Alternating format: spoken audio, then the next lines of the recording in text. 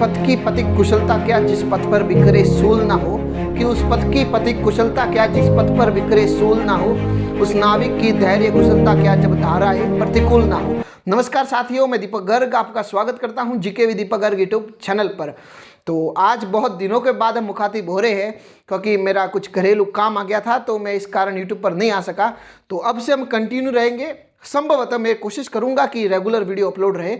और आपको जैसा मालूम होगा कि प्रयोगशाला सहायक यानी लैब असिस्टेंट की भर्ती आने वाली है, और शायद आपको ये भी मालूम होगा कि उसकी एग्ज़ाम डेट भी घोषित कर दी गई है, 4 जून या शायद जून में है। ठीक है, तो उसके बारे में बहुत लोगों को जो है थोड़ा भ्रम है कि सर योग्यता क्या रहेगी, सिलेबस क्या रहेगा, सर क्या परीक्षा पैटर्न चेंज होगा, क्या सिलेबस चेंज होगी, क्या योग्यता बढ़ाई जाएगी, क्या किस प्रकार से होगा। तो इस बारे में कुछ जो डाउट आ रहे हैं उसको क्लियर कर लेते हैं। जो भी हमें रुझान मिल रहा है उसके तहत हम थोड़ी सी जानकारी दे देता हूँ। तो सबसे पहले बात करते हैं इसकी कि बहुत लोगों के डाउट था कि योग्यता क्या रहेगी। ठीक है, तो योग्यता का तो ऐसा है, देखो पहला हुआ था एग्जाम इसका 2016 में और हुआ 2018 में। ठीक है, इन दोनों के बेस पे बोले तो उसमें तो 12th ही थी।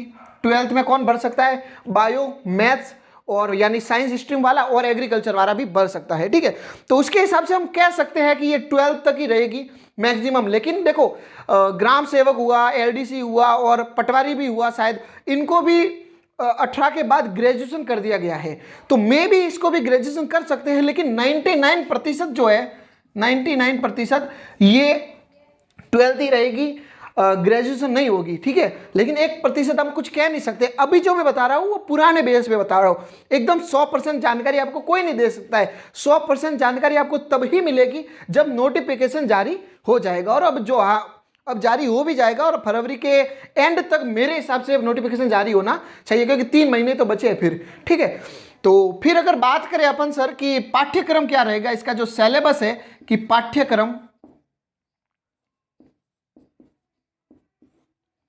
तो पाठ्यक्रम की बात करें तो वही है, मैंने आपको बताया था कि एक तो है बायो, इसमें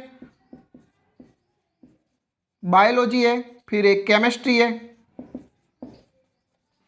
और एक है फिजिक्स। ठीक है, ये तो है साइंस की ये तो साइंस की सब्जेक्ट है। ठीक है, इसके अलावा आपको एक पढ़ना है राजस्थान जीके। अब इसमें बहुत लोग बोल रहे हैं कि सर इसमें क्या चेंज होगा, क्या नई सब्जेक्ट ऐड होगी, क्या इनमें से कटौती होगी क्या। देखो अगर कटौती होनी होती ना तो 2016 में भी यही सिलेबस था, 2018 में भी यही सिलेबस है। और जो राजस्थान जीके के टॉपिक दिए गए हैं और बायोलॉजी, केमिस्ट्री, फिजिक्स के जो टॉपिक दिए गए वो इंपॉर्टेंट टॉपिक है। मुझे नहीं लगता, मेरे हिसाब से अगर मैं कहूं तो मुझे नहीं लगता कि इसमें से कुछ कटौती होगी।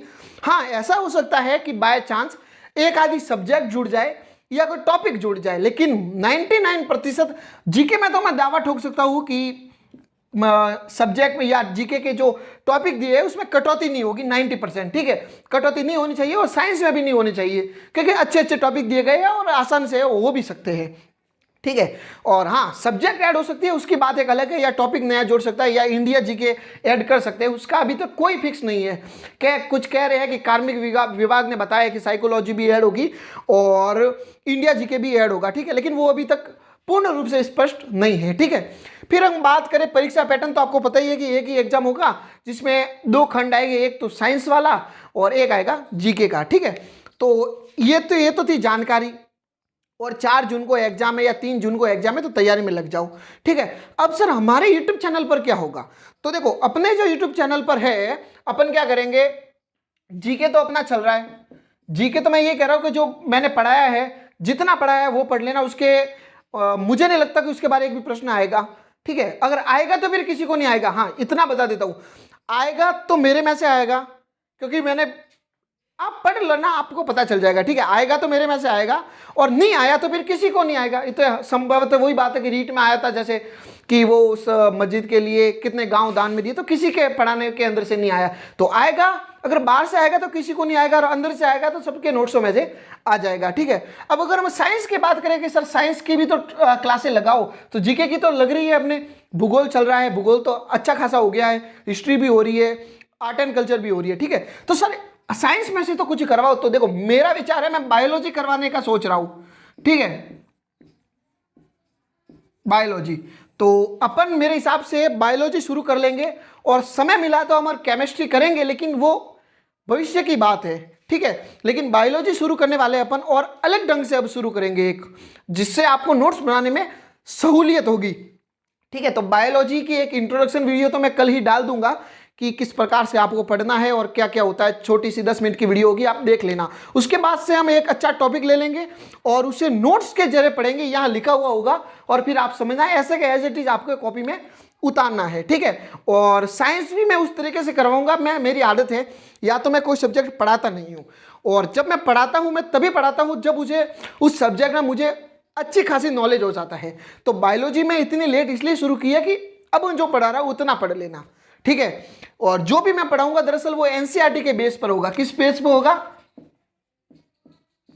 एनसीईआरटी के बेस पे होगा। तो उसकी भी कोई चिंता नहीं है, क्योंकि 11th 12th की एनसीईआरटी पढ़ लो, काम निकल जाएगा। अगर उससे बाहर आया तो फिर तो आईआईटी एंड पीएमटी वालों को आएगा, साफ बात है, मतलब नीट वाले को आएगा।